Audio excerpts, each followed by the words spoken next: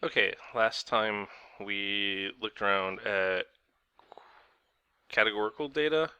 Today we are looking at quantitative data, so data that represents counts and measures, right? One of the easiest ways to get a picture of quantitative data, especially if like the data is discrete, where like you have values that are easily separated, is using a dot plot and just putting a dot um, for each value above that value, right? So like if 2 shows up in your data set 5 times, you would put 5 dots above 2.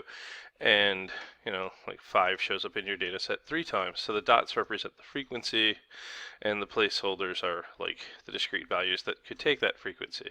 So this is usually like something that's useful with counts, not necessarily with measures. Um, but it's a really quick way to get a sense of your data and to see how it's distributed over its range, right? So like speaking of distributed, right, usually we have a couple of easy ways to talk about distribution. One common way that data can be distributed is in a roughly symmetric way, where like if you look at the center of the data, the points to the left, the frequencies to the right, are distributed in almost like a mirror image from left to right. And then we get this idea of skew, okay? And skew is a little bit tricky because it does like kind of the opposite of what some people expected to do.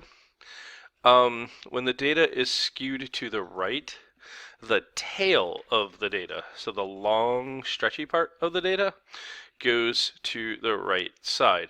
And when the data is skewed to the left, the long stretchy part of the data is to the left side. So it's where the tail is, not where the hump is.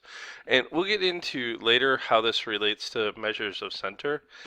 That like if you're looking at the skewed right, the mean is actually moving to the right, and if you're looking at skewed left, the mean is actually moving to the left. But we'll get into that more detailed a little bit later on. So symmetric, everything looks good side to side. Skewed right, the tail goes to the right. Skewed left, the tail goes to the left.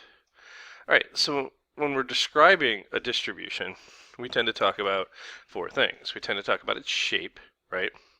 So like, what does the picture look like? How do you describe that shape? Um, so this is where you get into that. It looks skewed left. It looks skewed right. It looks symmetric. It looks, flat. Whatever. When it's flat, we say that it looks like independent or constant. Something like that. The center is like, where is the middle of the data? Um, and that shouldn't be confused with the most common value, because like the most common value could be like way out on the edge. So it's like, where's the center of the data, right? And we have a couple different ways to measure that. Variability, like how far apart are the data points? Like, are they really far apart, or are they all like bunched up? And outliers are any like data points that are visibly like not near the other data points. And usually you have to like make some determination of whether or not those outliers are like actually part of the population, or did they get picked up and are they somehow weird, right? And why do we have to contend with these outliers? Okay, another common way to deal with like counts, or sometimes it's used for measures if you're doing some rounding, is a stem and leaf plot. So basically here you look at your data and then you bunch them by like you basically take off the last digit of the data, right?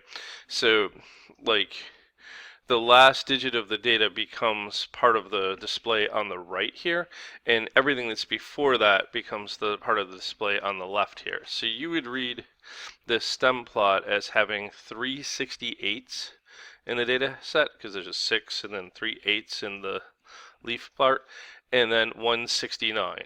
There would be a 70 in the data set, and then 271s, a 74, 276s, a 78. So this like literally puts your data in order. And if you kind of like look at it sideways, you get a sense of like the data structure, because this one is probably a little bit skewed right, and it probably has an outlier at 120. So this is, an interesting way of getting a quick picture of your data. All right, the real workhorse in quantitative data is a histogram. So if you kind of look at this is used typically with measures, and the bars themselves represent like intervals, right? So the first bar there runs from like 1.5 to probably 1.75, and then from like the next bar runs from like 1.75 to 2.0. And then the following bar would like run from 2.0 to 2.25, and then the next bar would be like 2.25 to 2.5. And the height of the bar is the frequency of values on that interval. So the frequency from 1.75 to 2.0 is somewhere around like 55, where the frequency from 3.0 to 3.25 is like somewhere around 1. Okay, so this is like a really sharp way of getting, quantitative data, and it is used. It's so like oftentimes like people will confuse this with a bar graph, because you have to remember bar graphs are for categorical data, and like the order of the bars doesn't matter. Here, the order of the bars absolutely matters. Least is on the left, greatest is on the right. We also have a habit of pushing the bars next to each other so that it actually makes like a shapely thing that we can work with. And so like this is like a really weird data set because it's like low in the middle and high on the both sides. So you get a sense there of like almost bimodal, like there's two high points and this like really small lag in the center, which can indicate a lot of different things. It just depends on like what's going on with the data there. Okay, so there's your histogram. All right, so quantitative data can be represented easily through a number of graphs. These graphs include dot plots, stem plots, and histograms. When you're attempting to describe the distribution of a data set, you should speak to its shape, its center, its variability, and its outliers. And three ways you could speak about shape, and there's more than three, but these are three of the big ones, is you can call the shape like symmetric because it looks like the same on both sides of the center, skewed left because the tail goes to the left, and skewed right because the tail goes to the right. All right, so there you go. There's our notes on displaying quantitative data with graphs.